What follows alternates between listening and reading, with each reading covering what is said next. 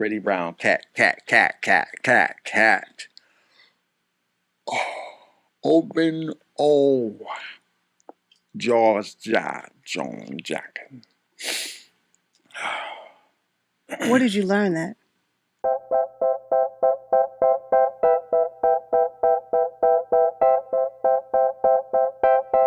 Will Ferrell and Anchorman. And you felt like that was a skill to take with you. He had to get his voice together. Open his mouth as wide as possible. Pretty brown cat. Get your words out. Welcome back. Okay. We pick up. You know what? These last three things have been about times when they didn't have cars. Okay. They had like horse and buggies and donkeys. Okay. And I think that's such an interesting thing. Because this one goes way back.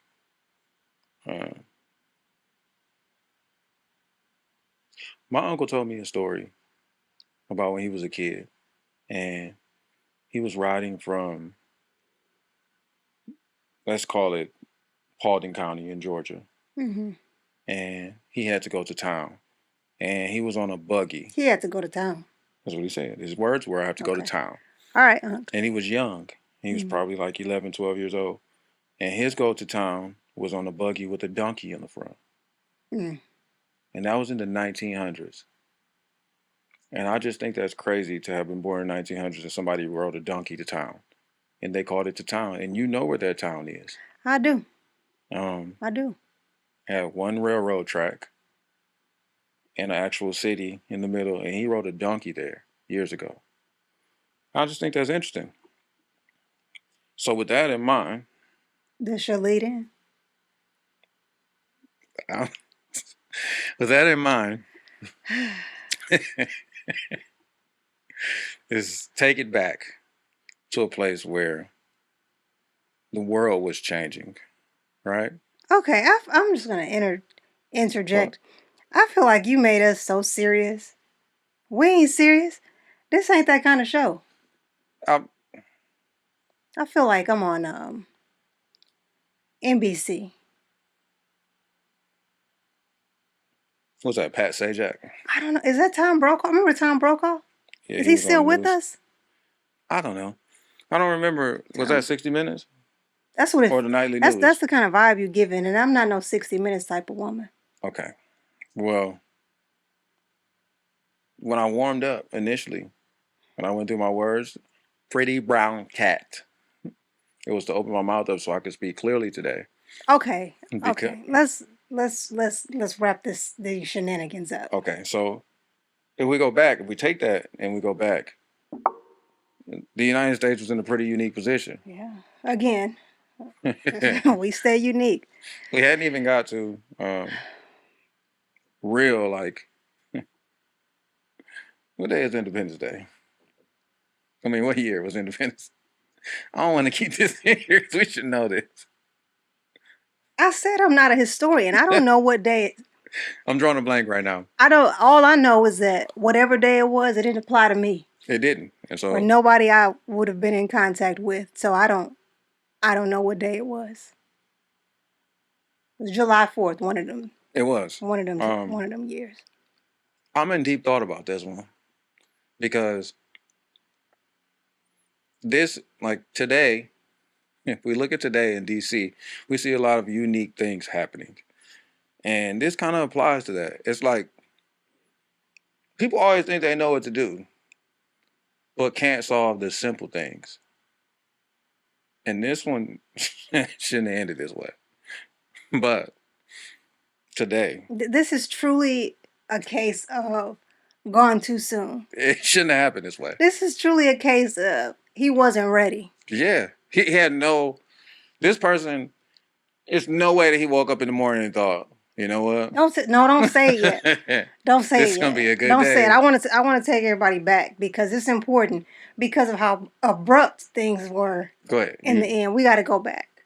The person that we are getting into today is the 12th president of the United States, President Zachary Taylor, who I have forgotten was a president. I mean, when it goes that far back, you don't really learn about them. We never really learn about the next presidents after George Washington. I swear, like Nixon, Bush, Clinton, of course, President Obama, but I don't, going forward and then before that, it's kind of null and void for me. I get it. Tell us a story. Okay. I don't want you to get too far outside of things. What? Because they're already crazy everywhere. And this is episode 3. I'm Crystal Green. And I'm Marvin Green. That's what I thought. Okay. All right. Zachary Taylor was born on November 24th, 1784. Is he still a Scorpio? What day was he born? November 24th. A Scorpio is November 24th? Do we go that long? I know we limited time exclusive, so I don't know. That's okay. Let's stay focused. I'll tell you after you finish the first paragraph. All right. So Zachary Taylor was born on November 24th, 1784, to Lieutenant Colonel Richard Lee and Sarah Dabney Taylor in Montebello Plantation, Virginia. His daddy ended up getting a whole bunch of land in Kentucky. So as a reward for his military service, he uprooted his whole family, which was Zachary. And at the time, his 2 older brothers took him to frontier, blah, blah, blah, blah. Sagittarius. Okay. So listen. So his daddy got this land, right? And as a reward for his service in the military, he uprooted his family, his wife, and the kids, and they went to Kentucky. Mm-hmm. Zachary was just a baby at the time, a few months old, right? Back in Kentucky. Right, they went to Kentucky. Okay. So growing up, Zachary was a bit of a practical child. And he mostly don't read too far into this. Zachary wasn't that deep. Okay. He mostly concerned himself with outdoor survival skills. What does that even mean? In other words, he was a fast learner. We heard that before. But he wasn't really about the books, is what they said. As a matter of fact, he was widely known as a poor student, but he was always building something with his hands. Okay. He even helped his family carve a farm out of the wilderness by Go ahead. chopping wood, handling livestock. He was a child of few words. He was shy around new people, and he didn't believe in talking all that talk. He was about putting the work in.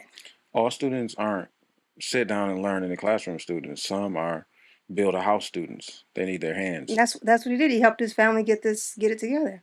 So even as a young dude, Zachary knew exactly what he wanted to grow up and do. Although his family had money, he had absolutely no interest in pursuing law or ministry like the other rich kids. He had his sights set on military life. And in 1808, he made his own dream come true when he enlisted in the Army. Going on to serve for about 40 years. How many years? That's a long time to be in the Army, though. 40 years, and 40? That was your dream? But he made a real name for himself. And he gained legendary status for major victories at Palo Alto. Okay. And I don't know if this is pronounced Buena Vista or Buena Vista, because where we from, you say Buena Vista. Some people say Buena. Okay, listen, so that was during the Mexican-American War. People started calling him Old Rough and Ready because he hated them ugly uniforms, and he preferred to keep it casual and muddy. And what does that even mean? And he was always ready to fight. He used to have like the mud, from being out there. He was not afraid to get with them with them troops and stuff. So he was ready. He was always ready to go. Yeah, it was his passion. Mm-hmm. So Zachary was the man, all right, and everybody knew it. He was so popular that he was nominated for U.S. president by the Whig Party. I'm going to let y'all look that up, and it is not the kind of wigs that you wear on your head and stuff. It's not. It's the Whig Party. Yeah. So, and that was in 1848, and he won. And all the questions that I know y'all already got, the answer is yes. Okay, it's just a yes. Okay. Now fast forward. We're gonna fast forward to 1850. Zachary had been the president for about 2 years, and he was in there doing his thing. You know, he was opposing the expansion of slavery into newly acquired territories, even though he owned plantations. He was aggressively confronting Southern leaders who threatened secession, talking about, I'll lead the army myself to keep this country united. Hang on a second. How do you think he said that? I'll lead this country myself to keep the... I'll lead this army myself to keep the country. I will lead this army myself to keep... You gotta get a different voice because he probably didn't have all his teeth. He was rich. His family had money. He probably had braces and everything. True. It was probably made out of wood back then. Or... Ouch. Or someone else's teeth. Moving on. Zachary wasn't just a popular vet from Kentucky. Nah. He had values. Okay. Okay, so it was the 4th of July, 1850. Everybody showed up for this massive celebration at the unfinished Washington Monument. And of course, Zachary was there. And it was hot as hell that day. Some people described it as scorching, sweltering, and brutally hot. The president spent several hours under the blazing hot sun, listening to speeches, watching the parade, and walking along the river. And for some stupid reason, he had on a thick coat. How hot was it? First of all, why would he wear that? Sweltering hot. Why would he wear a thick coat He had a on mink July on. 4th in Washington, D.C.? It's the same way that pimps wear the mink in the summertime. That's what I came to do. This is who I am. I'm Zach. I'm Zach, baby. You know, you already heard about me. You know my name in these streets. That's why. That's how he came up. He probably had that hair right here. You didn't look at the picture though? Oh, I looked at it. I wish I hadn't. Whew. Okay. So after a long and sweaty day, he finally returned home to the White House about 4 o'clock, terribly overheated and dehydrated. Go ahead, tell the story. It's very interesting. He stuffed himself with a large bowl of ripe cherries, chilled milk, and multiple glasses of ice water. I wonder what the chilled milk... We gotta save our questions. Save them. So later that evening, Zachary's stomach started hurting real bad. And he had terrible, violent diarrhea and nausea. Hold. Things got worse over the next few days. His body rejected all the fluids, and all he could eat was tiny slivers of ice. In 19th century, medication only made things worse. Doctors tried to treat him, but after multiple blood draws, they was just drawing blood. That was like a treatment thing, not blinded. For what though? Like not like testing it, but like we're gonna take some blood out. This out. And get the infection out. He can renew it. All the while he there suffering. Okay. They was dosing him with heavy drugs, and his skin was blistering. Because it was hot. And he probably still had that. They probably still had him laid up in that mink. He probably had that. Oh, gosh, poor Zachary. And you know what? At just 65 years old, President Zachary Taylor's life came to an end, leaving his wife and their remaining 3 children behind. Because, you know, he had 6 kids in total, but the other 3 was dead already. That's so interesting about history. How go on. One of them died, and then one of them died. One of the daughters died, and then the other daughter died a little while after from the same thing. Because how could they cure it? You're right. Okay, so though several theories have been proposed, it is widely believed that Zachary died of cherries and milk. A smoothie. The most ridiculous death option available. Listen, the end. So you had a thing. First of all, don't drink, don't eat fresh ripe cherries and chilled milk and then several glasses of ice water. It could kill you. Okay, first of all, how do you... You can't give medical advice. I'm not giving that advice, but we have on record somebody that ate too many cherries with the chilled milk stuff. We don't know what that chilled milk was. Yeah, what was in it? Because it's probably not just chilled milk. And how chilled was it? What was it chilled on? Did they have a refrigerator or an ice box? One of the things you said was the Whig Party was what he was a part of. No, they was like, you know what? We want Zach. Zach for president. Zach for president. And then he got in because he was so popular. It's an interesting thing because the Whig Party stood for congressional supremacy over the president, modernization, and economic nationalism. They opposed strong executive power exercised by the previous president, Andrew Jackson. They viewed him as a tyrant. So pretty much it's saying Congress needs the power. The group think versus one person telling everybody what to do, right? Okay, and that was WHIG for those who would like to go on and do some. Active in the 1830s and the 1840s. They championed leaders like Henry Clay, who was anchored in an economic program known as the American System, which included protective tariffs to shield developing American industries from foreign competition, America First, the National Bank to stabilize the currency and manage the economy. That's always a tricky thing to have a national bank. It's like a Federal Reserve.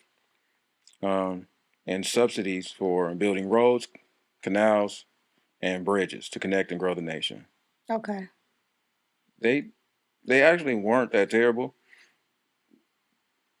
What does that mean to be not that terrible? Because if you look at America, you can't necessarily say things had to happen because it was already people. And then they came and then named it a new independent nation. It's like somebody coming in your place and saying, all right, today is the day. This is our place now. This is what we should do. I mean, that's essentially what happened. But you were living just fine before that. And then we just rocked with it for a long time. Right. That's exactly what happened. Go on. Going with what you said about the cherries and the milk. In 1850, Washington, D.C. had an open sewage system draining directly into the Potomac. The city smelled so bad in the summer that foreign diplomats refused to stay. European embassies evacuated June through September as a standard health precaution. Now, there's something very unique here for European embassies to be evacuating June through September as a standard health precaution from the smell. But Zach was left behind. Right. That I was reading. There was some theories that it was just a setup. That's what I was getting poisoned. to. That's what I was getting to. Yeah. The story is that he was, and it's part of the Whig Party. Okay? His ideals were for country first versus tyrant first, or like leader first. Tyrant first, for lack of better words. Yeah. At this same time, the Washington Monument was under construction. Mm-hmm. And they abandoned construction after the funding ran out, as they say. And the Know Nothing Party seized control of the Monument Society and stopped the project. The what? Know Nothing. Y'all don't know nothing. Party. We didn't know nothing. Washington, D.C. in 1850 was a slave-holding city surrounded by slave-holding states, with active slave markets operating openly near the capital. The Compromise of 1850 abolished the slave trade in D.C., not slavery itself. Yo, the visual is... It seems like a setup when you read all the the stuff like they around set this man up. They set him up. He was out there talking all this talk about let's stay together. Let's build from this way. Oh, let's build our nation. Yeah. Let's have roads and canals that we can go through. And it just fits. He was popular. He wasn't like trying to fit in with nobody. He had his own ideals. And set this man up. Set him up. You think they set him up with the cherries or the milk? Or the ice? I think it's how they treated him. So. Wait, what? I think it's how they treated him after the cherries and cold milk. What you mean? It says, a sitting U.S. president attended an Independence Day ceremony, ate some cherries, and drank cold milk. But he did that at the White House, though, when he went back home. He was dead 5 days later. Listen, he could only keep in slivers of ice. His doctors treated him with mercury. Now, I don't know how they use mercury today, but they always tell me don't break the thermometer because it could kill you, the stuff in the inside. Remember that? That was mercury, right? Yeah. Was it? Or iodine. Okay, we getting too far ahead. Historians. We getting too far ahead. We don't want to jump into no territory that we are not prepared to swim through, because I'm not prepared. I'm not smart in all areas. Okay? I'm not. No, don't research it. I gotta give you I the think it was iodine. mercury thermometers, recognizable by their silvery liquid, contain about 0.5 to 3 grams of toxic elemental mercury. Where did you even have access to that at? What? Mercury. In thermometers. But a long time ago, they had mercury in jars.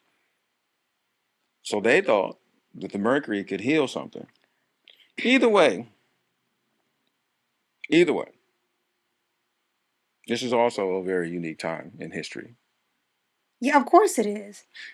Not only for that, but the original Washington Monument had a Pope stone from marble. The reason that they stopped building it, I'm not going to go too deep into that, but it's just a thing. Yeah, because I don't know. They stopped building it because the stone was stolen. And they stopped building it for 20 years. So the stone was stolen in the middle of the night. Within walking distance of the White House, a free black man named Solomon Northrop. You remember that name?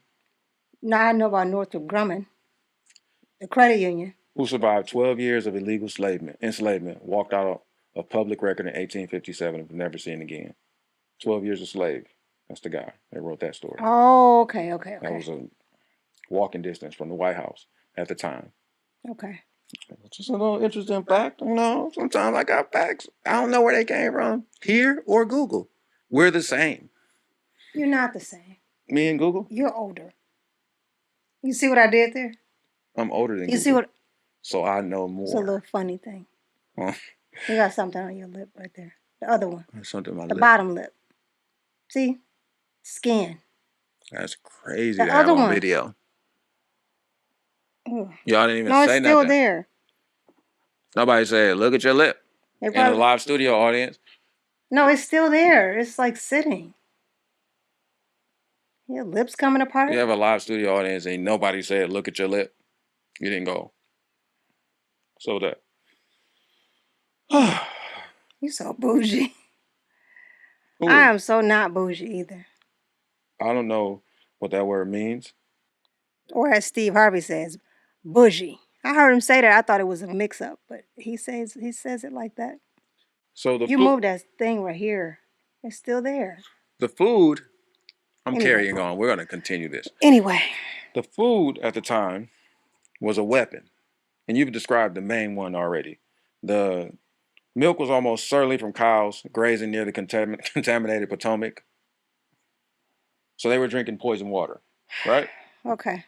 The ice used to chill everything was transported from northern states and stored in conditions that guaranteed bacterial growth by July in DC heat. The food isn't the villain. The infrastructure is the villain. Got it? The main thing was the chilled cherries and iced milk. I don't know who came up with that. I don't know why somebody said, let's eat chilled cherries and iced milk.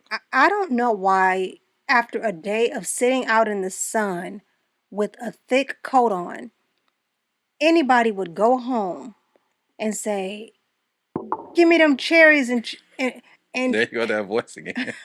Give me them cherries and chilled milk and ice water. I don't think they were they country? Was it like a slang? He was from Kentucky.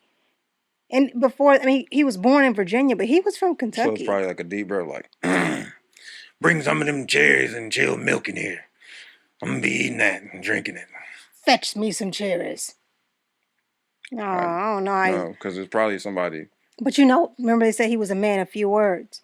He was probably like, because he had it before. Because yeah. And somebody came with it fast. It's hard to think about what a president would look like at that time or DC. Oh, he's a bad looking man. It's like he look a mess. It's like Hamilton after they show you all these beautiful people in the thing, then you look them up and you're like, wait a minute. First of all, Theodosia was a mess. The way Wayne was singing that Dear Theodosia, and the way you would have thought like. And when I saw that real life picture of Theodosia, I was blown away, and in a bad way. Okay, Theodosia was a hot mess in the face. All of them, like everybody looked bad. Yeah, they did some great casting, but it wasn't representative of the real people by any means. So the main thing that the chilled cherries and iced milk was like a big deal at the time. Cherries grow out there in the DC area, and it's like a thing. You know what? I like the idea of cherries more than I actually like cherries. Same way I feel about strawberries. Because the last couple of times I bought cherries, they just taste like water. They're ripe, they're juicy, and they taste like water. Sounds like they're overripe. Yeah, I wonder what they were like back, back in that time before all of the extra stuff was added to it. before we had GMOs and stuff. That's probably real cherries, you know? Cherries are the official fruit of DC. Did you know Oh. that? No. And it's crazy because it blows my mind every single year that I still haven't visited DC. That is kind of crazy that we talk about that. I don't even remember if it was a class trip that I neglected to go on back in the day. It seemed like everybody I knew went to DC, for a class trip, but I didn't. They started planting cherry trees in Washington, D.C. in 1912 as a gift of friendship to the people of the United States from the people of Japan. So it became a state fruit later, because this was 18. Later. Okay. Okay. All right. So the other thing was oysters. DC is an oyster city. It's got the Potomac, huge lake there. Yeah. Oysters in 1850 were a serious cholera and typhoid vector due to open sewers. No, it's you know what that means? Yeah. The toxins was just flowing, and then they were eating the oysters right there on the edge. What is up with these people? Eating all this stuff that they know is toxic. Or how did they know? The entire city was one large contamination. There was no real news like that. Not in the way that we've experienced news in our lifetime. No, they would have had to carry it. Just like when they was coming through the city, someone, the redcoats are coming, they're ringing the bell. By the time somebody found out, they already down the street. Headed out to die. Right. Something you might like at that time is called... me? Yeah. What? Beaten biscuits. That don't sound like nothing I would like at no time. It's a DC and Maryland specialty. Still? Dough beaten 300 to 500 times until it's flaky. That's a lot of... Just beating it. I don't understand.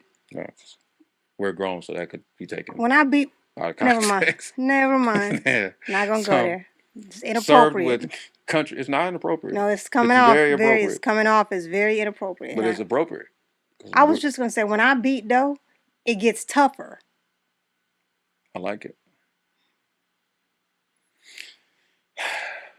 So, the dough was beaten 300 to 500. Don't beat nothing 300.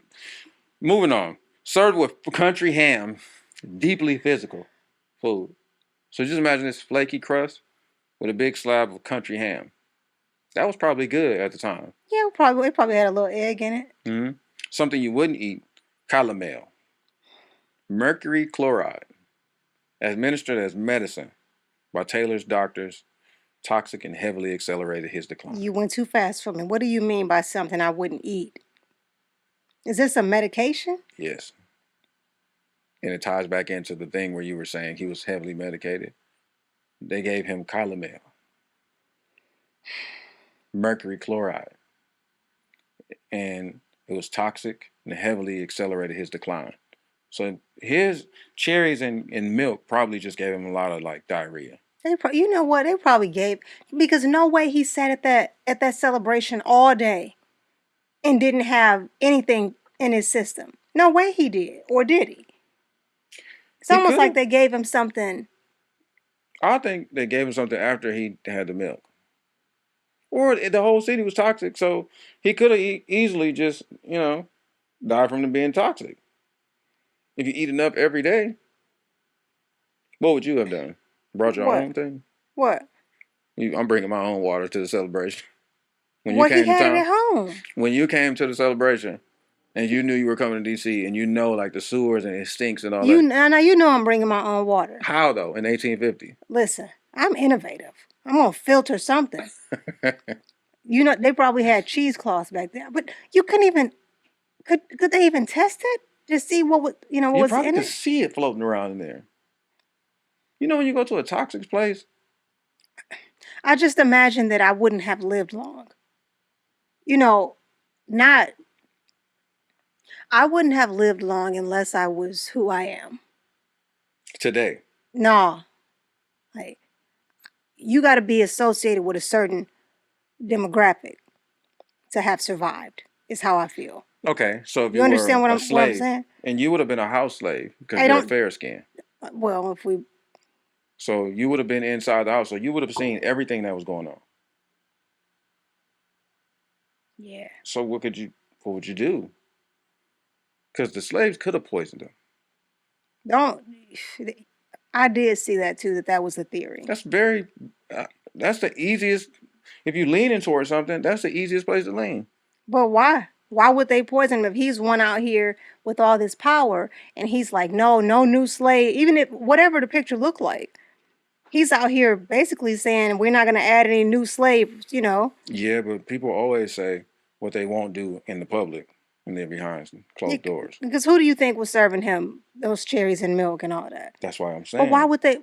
I mean, that's the other thing. You really don't know what was going on behind the scenes. You don't, because he presented as this type of person, but you just don't know. True, and he was the 12th president, so they had a chance to see other presidents. And you know his staff was right. slave, which is why they were eating biscuits and ham. Yeah. Gosh. So that was supposed to be the best medicine, that calomel, at the time, and they didn't. And then they gave him something else called ipecac, IPECAC. Ipecac. Ipecac. Google said it was pronounced ipecac. Ipecac. Go on. Okay. So it induced vomiting while already vomiting, right? And then he had the heavy calomel with the mercury and laxative, severe diarrhea, and then they gave him opium. So it seemed like they were doing less of let's figure out what's going on and more of let's stop this. Let's get this out of you. The opium was like he high, basically. Yeah. But at the same time he's being dehydrated because he's still not getting fluids. Getting that little bit of ice. Right. And the ice, that's crazy though that they would treat him with ice when he already had, when the ice could have been the culprit. The ice was supposedly transported from northern states. The European diplomatic staff evacuated every summer, as I stated. It was internationally recognized as a medical hazard. DC was. So they were just gross over there. The U.S. government ran functions year-round anyway. You know that White House, it seemed like it would have been stinking in there. Don't it? Just stinking in the White House. Couldn't have paid me to go no tour. Do you think if you had a choice, man, you would have lived there? In D.C. or at the White House? In D.C. It just don't seem like my type of vibe. It seemed like it was stanky. It seemed like it was, it was heavily polluted. Can't even eat the fresh fruit. I think I may have visited. To do what? But to do what? Just to go and take a look at, like, this is what they're building here. Because if it's slavery oriented, I don't fit anyway. No, I'm a problem there. Yeah, I don't fit anyway. So no, I couldn't. I mean, I could. I don't know. I couldn't. I don't see myself as living there. Amazing as that is, like today, DC is totally different than what we're describing. So we do have to take a trip for you to see DC because it's nothing like this. It's beautiful today. It don't smell? No. Okay, good. And it's got great food, museums, and monuments, and all those kinds of things, and people. We might sound like a good place to live. It is not in DC, but in the surrounding areas. Why? Because DC is a major city. It's like a major city too. It's still got its own issues, like the same issues that you would see in any other place. But the outskirts have some of the greatest suburbs, some of the best education, and opportunities, and coalitions of people. What's the word? To advance. Coalitions. Okay. All right, Reverend Al Sharpton. They would have been playing the Star Spangled Banner would have probably been turned up. Like they probably had a banjo and a band. Fiddle. And no, are we past the fiddle? You know, I don't know. It just seemed like it would fit. Playing the fiddle. And then they had the Old Folks at Home from Swanee River by Stephen Foster. Oh, that was a song. Yeah, so they did have parlor music. How did it go? I don't know that song, but I'm sure They were running around doing that thing. Yeah, that's the one. Holding them skirts up. And yeah, I would have got with it. Hail Columbia, the de facto national anthem at federal ceremonies. Played while the president took his final sips. I bet it was. It probably was. It was probably like Titanic. We keep playing as the boat goes down. Who wrote that? Who was the physician that treated him? His name didn't make the cut? No, this time I don't have a physician thing. I don't have that. But I think that's it. I'm not gonna add any more today. That's it? I think so. I think that's. This was very, very interesting to me. Very interesting to me. First of all, just learning about this president and his interesting life. Well, a life that I wouldn't have cared about had I not found out that he died, possibly from cherries and milk. I wouldn't have cared. I wouldn't have looked into him. No, I wouldn't have looked into anything that had to do with 12 Years a Slave. What was it? The movie? Yeah. I wouldn't have looked into that book or anything. But around this time, I guess this will be the final notes for me. With him being a free black man from New York, he was lured to D.C. in 1841. Wait, who are you talking about? Solomon Northup. Oh, okay. He was lured to D.C. in 1841, drugged, kidnapped, and sold into slavery. After surviving 12 years of brutal plantation enslavement, he regained freedom, published the memoir 12 Years a Slave in 1853. This is shortly after 1850, what we're talking about. Yeah. Became a prominent abolitionist speaker. By 1857, he completely vanished from public record. No death certificate, burial records, or documentation ever surfaced. I've read probably hundreds of those stories of people. Oh, yeah. That broke free. Yeah. And disappeared. And that's why I guess you say if you were who you are, you'd probably be able to survive. Yeah. Because how many people do you know have this story? And that's the end of that. You down with that? Yeah, that's the end of that. Your storage full? My storage. I deleted a lot, so I'm doing all right today. Deleted everything. That's my phone. My screen down is just bones. And then the last thing, if y'all want to talk to us about this, because it's interesting, but it ain't at the same time. Because do we care about the Washington Monument? How do we really feel about George Washington? Have we come to a place where we can talk about him objectively, or do we just like him in Hamilton? Because in Hamilton he's pretty dope, but that's only because of what it looks like in Hamilton. Yeah.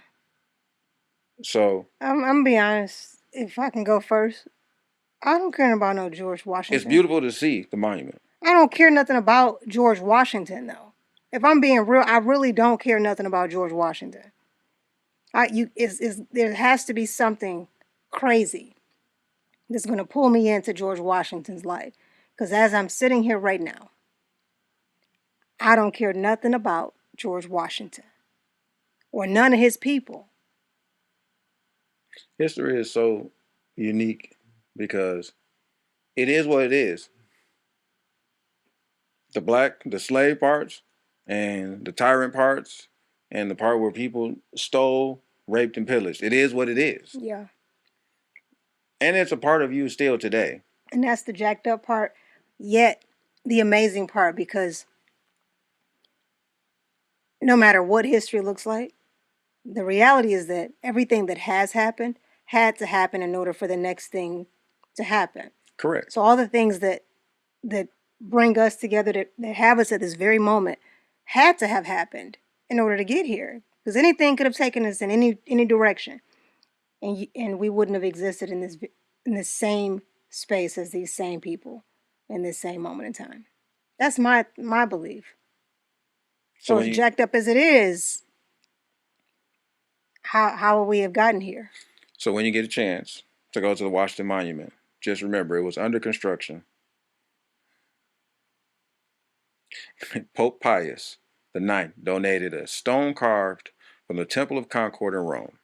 In the early hours of March 6, 1854, a group of men believed to be part of the virulently anti-Catholic, how you say virul? VIRUL. E-N-T-O-Y. Virulently. Am I saying that right? Virulent? This is another one of the words I've never heard of. I've never seen this Virulently. Virulently. Virulently. Anyway, virulently anti-Catholic nativist Know Nothing Party overpowered the night watchman and stole it. The stone was likely thrown into the Potomac River and has never been recovered. The theft halted the monument construction entirely for over 22 years. It's such an interesting thing that you would stop a construction of a monument for 22 years to look for a stone that was donated from the Pope. That again leads to one of those stories like the Da Vinci Code, where it's like, what was behind that? But that's not what our story was about. Our story today was about Zachary Taylor, the 12th president. People put a handle on his name. The president. The 12th president of the United States, Zachary Taylor. Zach. And one day, he died from... Say it. Chilled cherries. No, cherries. Cherries and chilled milk and ice. You got that thing right here. Keep moving around your face. What is this time? The same skin. Yeah. Just wipe your mouth. I'm trying to close this out and get y'all out of here. We'll be done soon. And that's for the live audience. So, a nice glass of chilled milk, ice slithers, and no, that was all he could have on his deathbed. Oh, so he had a nice glass of chilled milk, multiple glasses of ice water. He was hot and sweaty. DC, only from DC cherries, only. And on that hot sweltering day and that mink that he had on, he got sick with violent diarrhea. Why would he wear that? Why would he wear that? Somebody on his team had to tell him, hey, it's very, very hot out, Mr. President. Having violent diarrhea in 1850 has to be 10 times worse than having it in 2026. Oh my gosh, the ventilation. Because what are you going to do? Open your window to what? You don't have tissue. What are you going to do? Open your window to the stink that's out there? You're already probably outside. It's like the outhouse. Like, it's a wood plank and a toilet seat. Rest in peace, Mr. President. Rest in peace. Knowing what we know today about the Potomac, watch the cherries that you eat and the chilled milk. And if you're going to have them, blend them and make a smoothie. Don't just eat them separately. Watch your ice water. Wash your glass. This is part of the reason why I wanted to put clean water all over the world. But that is not for today. It's not.